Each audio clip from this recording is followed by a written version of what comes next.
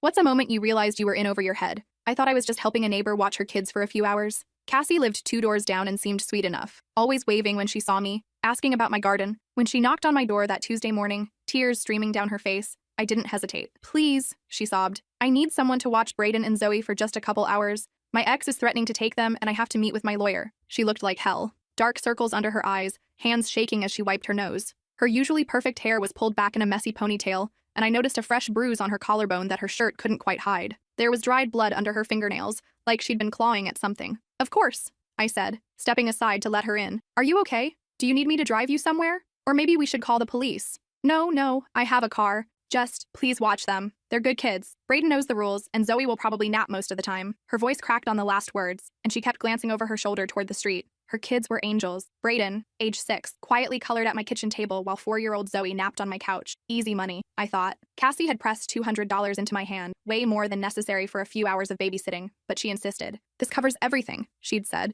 pressing the bills into my palm with trembling fingers. "Food, activities, whatever they need. I should be back by 3. If I'm not back by 5, call this number." She handed me a crumpled piece of paper with digits scrawled in shaky handwriting. "What kind of number is this?" "Just someone who can help. Promise me you'll call if I'm not back." Something felt off about the whole situation, but I'd learned not to judge. Single mothers had it tough, and messy custody battles were unfortunately common in our neighborhood. Still, the fear in her eyes was something deeper than typical divorce drama. Around 11:30, I made grilled cheese sandwiches for lunch. Brayden ate quietly, answering my questions about school with polite one-word responses. He seemed nervous, constantly glancing toward the windows like he was expecting something terrible. "Everything okay, sweetie?" I asked. "Mommy said not to go outside today," he said matter-of-factly. "She said to stay away from the windows, too. And if any strangers come, we should hide in the bathroom and be very, very quiet." That should have been my first real warning sign. What kind of custody dispute required hiding in bathrooms? But I just nodded and suggested we play a board game in the back room instead, away from the front windows. As we played Candyland, I noticed more troubling details.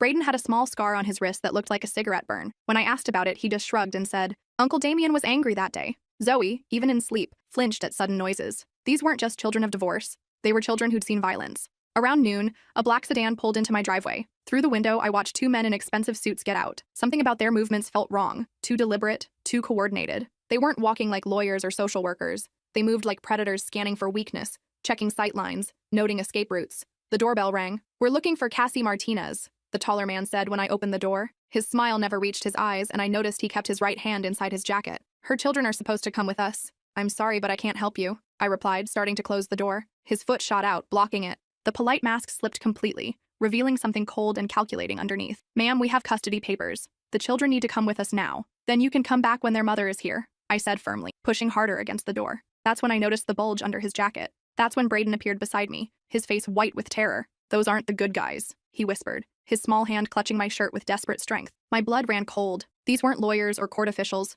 Brayden was shaking, recognition in his eyes that made my stomach drop. This 6-year-old had seen these men before. Whatever Cassie had gotten herself into, I was now standing between 2 dangerous men and terrified children. The second man stepped closer, no longer pretending to be civilized. "This can go easy or hard, lady. Your choice." I slammed the door and immediately turned the deadbolt, my hands shaking. Brayden grabbed my arm with surprising strength for such a small kid. "They work for Uncle Damien," he whispered urgently. "Mommy said if we ever see them, we run and hide. She said they're very bad men who hurt people who don't do what they want." Uncle Damien. The pieces started clicking together. Cassie's expensive car that didn't match her modest house. The way she never talked about her family. How she always paid for everything in cash. The designer clothes she wore despite claiming to work part-time at a flower shop. The way she'd trained her children to recognize danger. "Where's your sister?" I asked, trying to keep my voice calm. "Still sleeping." I heard them talking outside, their voices getting louder and more agitated. One of them was on the phone, speaking in rapid Spanish. I caught enough to understand they were calling for backup and describing the house layout. They mentioned something about the package and delivery schedule.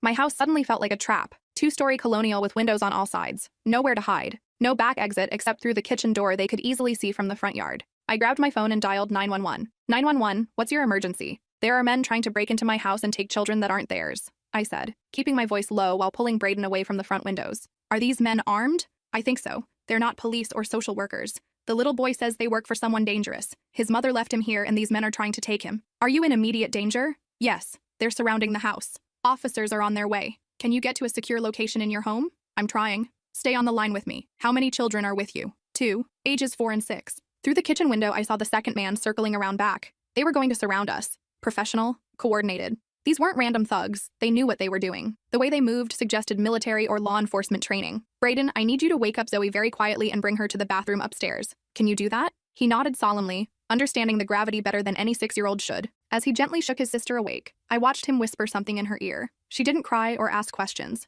just took his hand and followed him upstairs. These kids had been through this before. As they disappeared up the stairs, I heard the back door handle rattle. Thank God I'd locked it out of habit. But these guys didn't seem like the type to be stopped by locked doors. The sound of splintering wood confirmed my fear. I ran upstairs, found the kids huddled in my bathroom, and locked that door too. It wouldn't hold them long, but maybe long enough for the police to arrive. Are the police coming? Brayden asked, pulling his sister close. Yes, sweetheart. They're coming. But would they get here in time? Heavy footsteps echoed through my house. 2 sets, moving methodically, checking each room. They weren't trying to be quiet anymore. I heard furniture being overturned, drawers being yanked open. They were searching for something specific. We know you're here, one called out. Just give us the kids and nobody gets hurt. We don't want you. This isn't your fight. Zoe started to whimper. I pulled her close, covering her mouth gently. Brayden wrapped his arms around both of us, his little body trembling. Mommy said you're a good person, he whispered to me. She said good people don't let bad things happen to kids. The footsteps stopped outside the bathroom door. Found them, a voice said. The door handle turned. When it didn't open, someone kicked it. The frame cracked but held. Another kick, more splintering. On the third kick, I could see light through the cracks in the wood.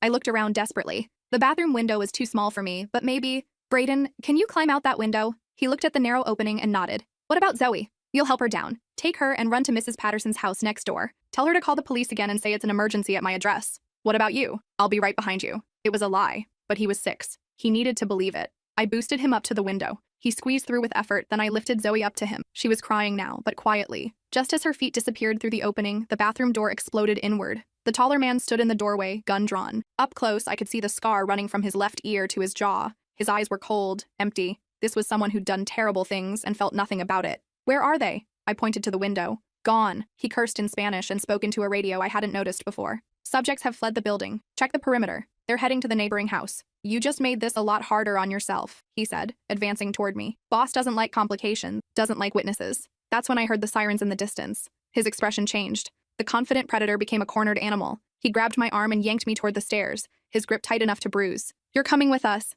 Like hell I am. I drove my elbow back into his ribs as hard as I could. He doubled over with a grunt, and I ran for the stairs. Made it halfway down before the second man appeared at the bottom, blocking my path. He was shorter, but stockier, with arms covered in tattoos. Prison tattoos, I realized. He raised his gun with practiced ease. Don't move. The sirens were getting closer. Through the front window, I could see red and blue lights flashing in the distance. We need to go. The second man called to his partner. Cops are 2 minutes out. Not without the package, came the reply from behind me. Boss wants the kids. Contracts for both of them. Package. Contract. They were talking about those children like cargo, like property to be collected and delivered. The casual way they discussed it made my blood run cold. Police cars screeched into my driveway. Car doors slammed. Someone was shouting orders through a megaphone. This is the police. Exit the building with your hands visible. The man at the bottom of the stairs looked back at his partner, then at me. In that moment of hesitation, I made a choice that probably saved my life. I jumped. Not down the stairs. That would have landed me right on top of him. Instead, I grabbed the banister and vaulted over it, dropping into my living room with a crash that knocked the wind out of me and sent shooting pain through my left ankle.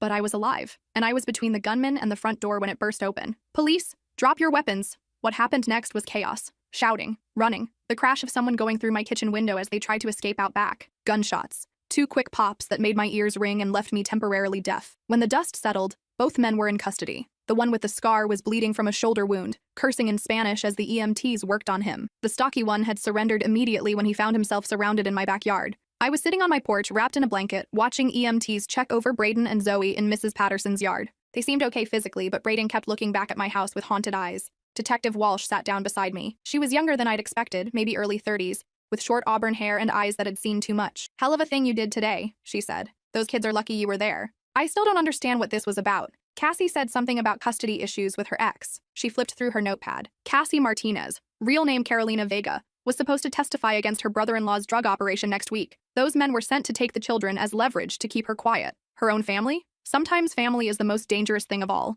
Damian Vega runs one of the largest heroin distribution networks in the state. His operation brings in millions every month. Carolina saw something she shouldn't have, and now she's the star witness in a federal case. I thought about Brayden's words. Those aren't the good guys. How many times had this 6-year-old seen these men? How long had he been living in fear, teaching his baby sister to be quiet and hide? Where's Cassie now? Safe house. She'll be relocated after the trial, along with the kids. New identities, new lives. It's the only way to keep them safe. What about me? Do I need to worry about retaliation? Detective Walsh's expression grew serious. We're keeping an eye on things. Damien's organization is more focused on silencing Carolina than going after random civilians, but you should be aware of your surroundings for the next few weeks. Over the following days, I learned more about what I'd stumbled into. Detective Walsh filled me in during her follow-up visits. Carolina worked as a bookkeeper for what she thought was a legitimate real estate company, she explained. Turns out it was a front for Damien's money laundering operation. She'd been keeping books on millions in drug money without knowing it. When did she find out? 6 months ago. She was working late one night when Damien and his top lieutenants had an impromptu meeting in the conference room. She heard them talking about a rival dealer who'd been skimming product.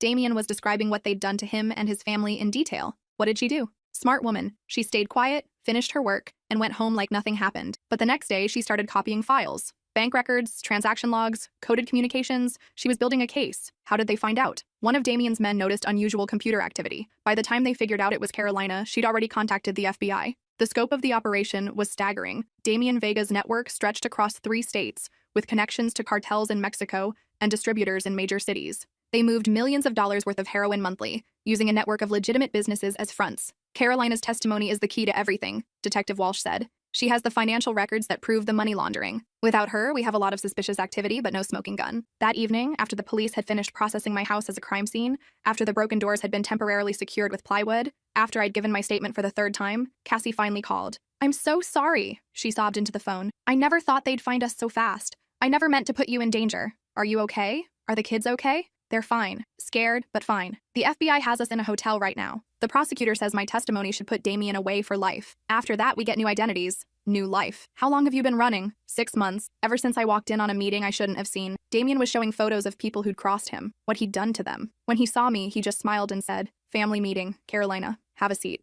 My blood chilled. What did you do? I played along, pretended I was okay with everything. But that night I took the kids and ran. I had some money saved, cash I'd been hiding in case things got bad with their father. But Damien has people everywhere. Every time we settled somewhere, they'd find us. How did you end up here? My college roommate lived in your neighborhood years ago. I remembered it being quiet, safe, middle-class families, tree-lined streets. I thought we could blend in for a few weeks while the FBI prepared for trial. And you almost did. I thought we had more time. I thought they'd given up looking for us. The next few days passed in a blur of police interviews, insurance claims, and repair estimates. My neighbor, Mrs. Patterson, brought me casseroles and stayed with me the first night because I couldn't stop jumping at every sound. The local news picked up the story. Suburban shootout foils kidnapping attempt. They made it sound like an action movie, but the reality was messier. Traumatized children. A young mother forced to choose between family loyalty and her kids' safety. A drug dealer who saw people as disposable. But as the media attention grew, so did the danger. Detective Walsh called me 3 days after the incident. "We have a problem," she said. "The story's gotten too much attention. Damien's people know exactly who you are and where you live." "What kind of problem?" "We intercepted communications discussing the witness who interfered. They're planning something." That night, unmarked police cars stationed themselves on my street. Officers in civilian clothes walked past my house at regular intervals. I felt like a prisoner in my own home. A week later, Detective Walsh stopped by with updates. "The 2 men we arrested are talking," she said. "Turns out they're just muscle, low-level enforcers who got sloppy. But their information is helping us map Damien's entire operation." "What about the trial?" "Starting next month. Carolina's testimony will be the centerpiece. Phone records, financial documents, witness statements. The feds have been building this case for 2 years. Will I have to testify? Probably. You're a key witness to the attempted kidnapping. But don't worry, we'll make sure you're protected." The threat started 2 weeks later. Anonymous letters in my mailbox, photos of me walking to work, voice messages on my home phone with detailed descriptions of what they'd do to me if I testified. "You should have minded your own business," one caller said. "Now you're part of this whether you like it or not." Detective Walsh increased security around my house, but the psychological pressure was intense. I'd wake up at 3 a.m. convinced someone was in my yard. Every strange car on my street made me nervous. I stopped going to my regular grocery store, varied my route to work, checked under my car before getting in. 3 weeks later, I got a postcard with no return address. A picture of a beach, and on the back, "Starting over, the kids say hi. B drew you a picture but couldn't send it. Thank you for everything. C." I kept that postcard on my refrigerator, a reminder of why I was going through all this. The trial made national news. Federal prosecutors dismantle major drug network. The courthouse was surrounded by media, protesters, and heavy security. I testified on a Thursday morning, describing what I'd seen and heard. Damien sat at the defense table in an expensive suit, looking like a successful businessman rather than a drug kingpin. When I described finding the children, he showed no emotion. But when I mentioned Braden's fear, something flickered in his eyes. For just a moment, I saw the monster behind the mask. After my testimony, the prosecutor approached me in the hallway. "You did good in there," he said. "Your account corroborates Carolina's story about the family's intimidation tactics. How's she holding up?" "Better than expected. Those kids give her strength." Carolina's testimony lasted 3 days. She methodically walked the jury through years of financial records, coded communications, and business transactions. She described meetings where violence was discussed casually, where human lives were treated as cost of doing business.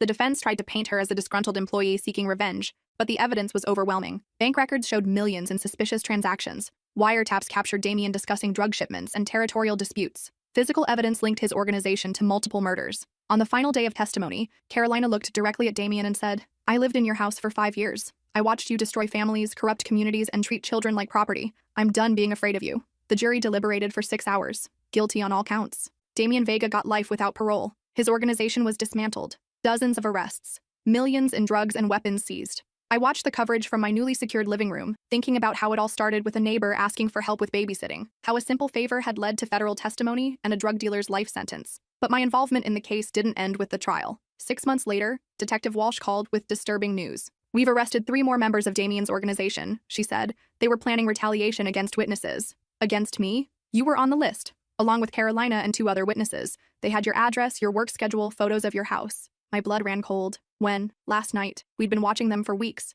They were planning to move this weekend. The reality hit me hard. These people held grudges. They had long memories and longer reach than I'd imagined. What happens now? We're offering you the same witness protection services we gave Carolina. New identity, relocation, the works. I thought about my life, my job at the library, my small circle of friends, the house I'd inherited from my grandmother, everything that made me who I was. How long would I have to stay hidden? Hard to say. Maybe a few years, maybe forever. These organizations don't forgive, and they don't forget. That night, I sat in my living room, looking at the family photos on my mantle, the books I'd collected over decades, the garden I'd spent years cultivating. Was I ready to give it all up? The next morning, I called Detective Walsh back. "I'm not running," I said. "This is my life. I'm not letting them take it away from me." "Are you sure? These people are serious about revenge. So am I. Serious about not letting them win." Instead of hiding, I chose to fight back in my own way. I started volunteering with organizations that helped victims of domestic violence and organized crime. I spoke at conferences about witness protection and community safety. I turned my experience into advocacy. The death threats came sporadically. Anonymous letters, unknown callers hanging up when I answered. Detective Walsh taught me how to vary my routines, how to check for surveillance, how to report suspicious activity. One particularly disturbing incident occurred 8 months after the trial. I came home to find my back door jimmied open and my house ransacked. Nothing was stolen, but the message was clear. "We can get to you anytime we want." The police increased patrols, installed better security systems, but the psychological impact was severe. I started sleeping with a baseball bat next to my bed. I installed motion sensor lights around my property. Every creak in the house at night made my heart race. 2 years after the trial, I got a call from an unknown number. "You cost me everything," a gravelly voice said. I recognized it immediately. Damien Vega calling from prison. "You cost yourself everything," I replied. "I just protected 2 innocent children. Those weren't your children to protect? Any child in danger is everyone's responsibility." He laughed, a sound like broken glass. "You think this is over? You think because I'm locked up, you're safe? I think you're exactly where you belong. I have friends on the outside, people who remember favors owed, people who know where you work, where you shop, where you sleep. And I have friends in law enforcement, people who take threats seriously." The line went dead. I reported the call immediately. Prison officials launched an investigation into how Damien had accessed a phone. His privileges were revoked, but the message was clear. The danger wasn't over. The psychological toll of living under constant threat was enormous. I developed insomnia, anxiety attacks, and a constant sense of hypervigilance. Simple activities like grocery shopping became exercises in threat assessment. I found myself memorizing license plates, noting exit routes, avoiding crowds. But I also discovered an inner strength I didn't know I possessed. The experience had changed me in fundamental ways. I'd stared down armed criminals and survived. I'd protected innocent children at great personal risk. I'd stood up to one of the most dangerous criminal organizations in the state. 3 years later, everything changed again. Detective Walsh called with news that made me reconsider everything. "Damien Vega is dead," she said simply. "What happened?" "Prison fight. Looks like he crossed the wrong people inside. His protection network couldn't save him from other inmates who had their own scores to settle." I felt a complex mix of emotions. Relief that the threat was gone. Sadness that it had come to violence. Uncertainty about what this meant for my safety. Does this end it? Mostly. His organization is scattered. Most of his top people are either dead or in prison. The ones still free have bigger problems than revenge against witnesses. The news of Damien's death made headlines across the region. Drug kingpin killed in prison fight. The articles detailed his criminal empire, the federal investigation that brought him down, and the witnesses who'd testified against him. For the first time in 3 years, I slept through the night without waking up at every sound. 4 years after that terrible Tuesday, I finally got the call I'd been hoping for. "Package delivered safely," said a familiar voice. "Carolina? We're free," she said, crying. "Really free. New names, new life, but free to live it without looking over our shoulders." "How are the kids?" "Brayden's 10 now. He plays soccer and builds robots. Zoe's 8 and obsessed with horses. They remember you, you know. They remember that you protected them when it mattered." "I just did what anyone would do." "No, you did what good people do. There's a difference." We talked for an hour. She told me about their new life in a small coastal town, how Brayden had overcome his anxiety through therapy and sports, how Zoe had no memory of the fear that once dominated their days. Carolina had started a small business, a coffee shop that also sold used books. She was dating a kind man who knew their history and didn't care about their past. "The kids want to write you a letter," she said, "but we can't risk any contact that might compromise our location." "I understand. Just knowing they're safe is enough. I need to ask you something," she said near the end of our call. "Anything. Would you be willing to meet us sometime? Somewhere neutral? The kids want to thank you properly. And I need to see for myself that you're okay. That helping us didn't ruin your life." 6 months later, I drove 8 hours to a small beach town where I met a family I barely recognized. Carolina looked younger, her face free of the constant tension I remembered. Braden had grown tall and confident, shaking my hand like a little gentleman before surprising me with a fierce hug. Zoe, now 8, threw her arms around me like I was family. We spent the weekend together, walking on the beach, playing miniature golf, eating ice cream, doing all the normal family things they'd never been able to do safely before. It was like watching a family come back to life. On my last evening there, as we watched the sunset from their back porch, Braden sat beside me. "I want to be a police officer when I grow up," he said. "That's a great goal. I want to help protect families like you protected us." I looked at this remarkable kid who'd survived more trauma than most adults ever face, who'd watched his mother live in fear, who'd learned to hide and be silent to stay safe. Now he wanted to be a protector himself. "You'll make an excellent officer," I told him. "Will you come to my graduation? When I finish police academy? Try and keep me away." Zoe climbed into my lap, something she'd never done as a terrified 4-year-old. "Are you our guardian angel?" she asked with the straightforward curiosity of childhood. "No, sweetie. I'm just someone who cares about kids like you. Mommy says guardian angels look like regular people, so the bad guys don't know they're there." Carolina smiled from across the porch. "She's been saying that for years. I think she's right." As I drove home that night, I reflected on the question that had started this whole story. What's a moment you realized you were in over your head? The truth is, I realized I was in over my head the moment Braden whispered, "Those aren't the good guys." Everything that came after, the guns, the chase, the trial, the threats, all of it stemmed from that single moment of recognition. But being in over your head doesn't mean you're drowning. Sometimes it means you're exactly where you need to be, doing exactly what needs to be done. I never asked to become part of a federal case against a drug cartel. I just wanted to help a neighbor. But that's how life works sometimes. You think you're signing up for one thing and you end up in the middle of something else entirely. The difference is what you do when you realize how deep the water really is. Do you panic and drown? Or do you learn to swim? I chose to swim, and 2 kids are alive and free today because of it. 7 years have passed since that Tuesday morning. I still live in the same house, though it's much more secure now. I still work at the library, though I also travel around the country speaking about witness protection and community safety. My story has been featured in documentaries about organized crime and witness protection. I've testified before congressional committees about the need for better support systems for crime witnesses. I've helped establish safe houses for families fleeing domestic violence. The experience transformed my understanding of courage, justice, and community responsibility. I learned that ordinary people can find extraordinary strength when protecting the innocent. I discovered that standing up to evil, even when you're terrified, is what separates civilization from chaos. And every year, on the anniversary of that day, I get a card from a family with no return address. Pictures of kids playing sports, graduating from school, celebrating birthdays, normal life, happy life, free life. The latest card shows a teenage boy in a police academy uniform and a girl on horseback, both grinning at the camera. The message inside is always the same. Thank you for teaching us that good people fight for what's right. But the story doesn't end there. Last month, I got an unexpected visit. A young man in his 20s knocked on my door, and when I opened it, I saw familiar eyes. "Ms. Henderson?" he said. "I'm Braden. I think you knew me when I was little." The 6-year-old boy who'd whispered warnings about bad guys had grown into a confident young police officer.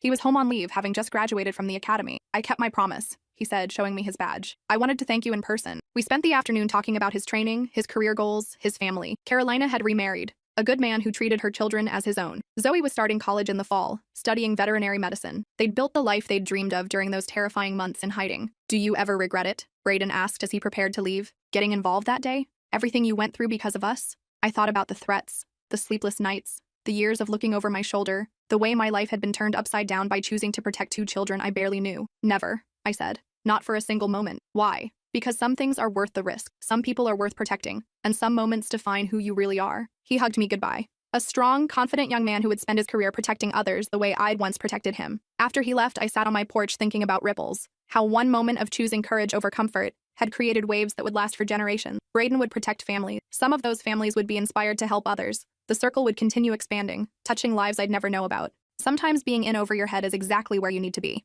Because if you're not in over your head, maybe you're not diving deep enough into what matters. And what matters is protecting the innocent, standing up to bullies, and proving that ordinary people can do extraordinary things when they choose courage over comfort, especially when they're scared, because courage isn't the absence of fear. It's doing the right thing despite the fear. And that Tuesday morning, when I slammed the door on 2 armed men and decided to protect 2 children I barely knew, I learned that being in over my head was just another way of saying I was finally swimming in waters deep enough to matter. The moment you realize you're in over your head might be the most important moment of your life. It's the moment you discover what you're really made of, what you truly believe in, and how far you're willing to go to protect what matters. For me, that moment came at 12:15 on a Tuesday afternoon when a 6-year-old boy looked at me with terrified eyes and trusted me to keep him safe. I was in over my head, and I wouldn't have it any other way.